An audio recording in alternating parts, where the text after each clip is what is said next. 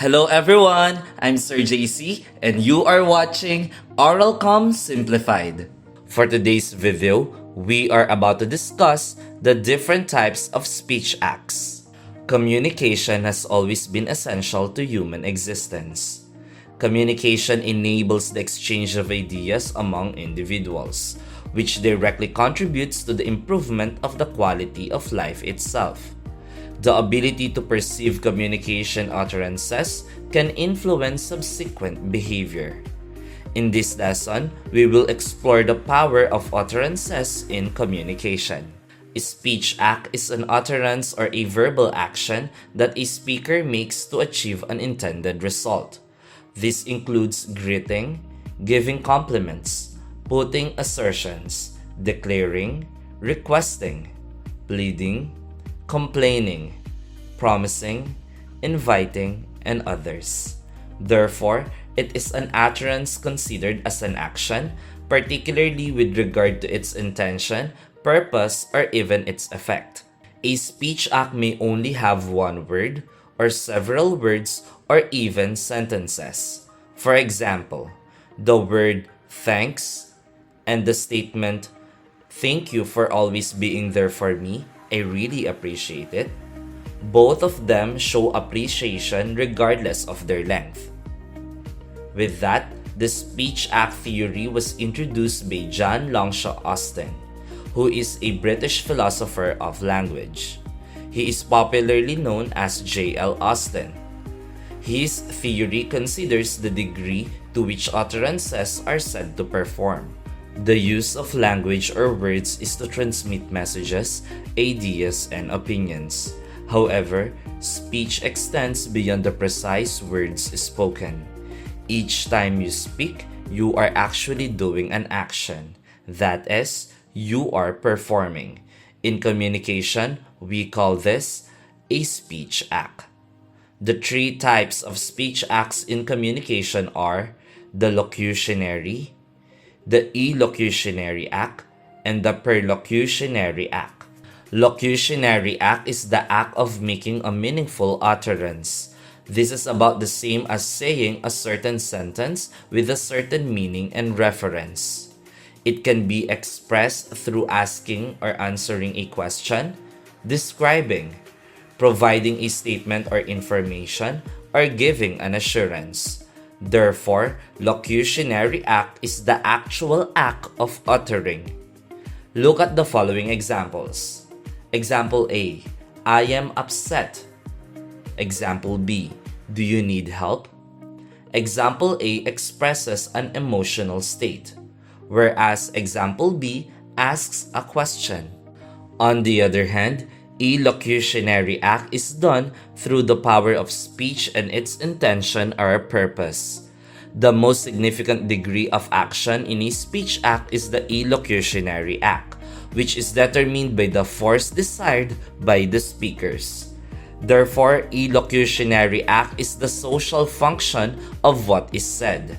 Some examples of social functions are promising, apologizing, requesting, concluding, planning, welcoming, thanking, suggesting, and inviting. Look at the following examples. Example A, I am sorry. Example B, I promise that won't happen again. Example A expresses an apology, whereas example B expresses a promise. While the third type of speech act is called Perlocutionary Act, which is the effect that the utterance has on the behavior, thoughts, and feelings of the listener, whether it was meant to or not. This is what happened because of what was said in the given situation. To put it simply, a perlocutionary act is when someone says something to get someone else to act in a certain way. Therefore, it is the result or effect of what is said. When a mother heard her child say, I am upset, she held the child and gave assurance. In the above example, the child's utterance caused her mother to act even though the child didn't ask for reassurance. Aside from the aforementioned type of speech acts, we still do have two types of utterances. First, Indirect Speech Act. It occurs when there is no direct connection between the form of utterance and the intended meaning. There are differences in the actual utterances and the force or intention. For example, can you pass the rice? Its inferred speech act is, do you have the ability to hand over the rice? Whereas its indirect speech act means, please pass the rice. So, while the utterance literally asks the addressee if he or she has the ability to hand over a plate of rice, it actually indirectly requests the addressee to pass the rice to the speaker. Here are some of the other examples of indirect speech act. It's so dark in this room. It shows an indirect request to switch on the light. Another one. The box is heavy. It shows an indirect request to lift up the box. Lastly, performative utterances. Austin also introduced the concept of performative utterances. These are statements which enable the speaker to perform something just by stating it. A performative utterance said by the right person under the right circumstances results in a change in the world.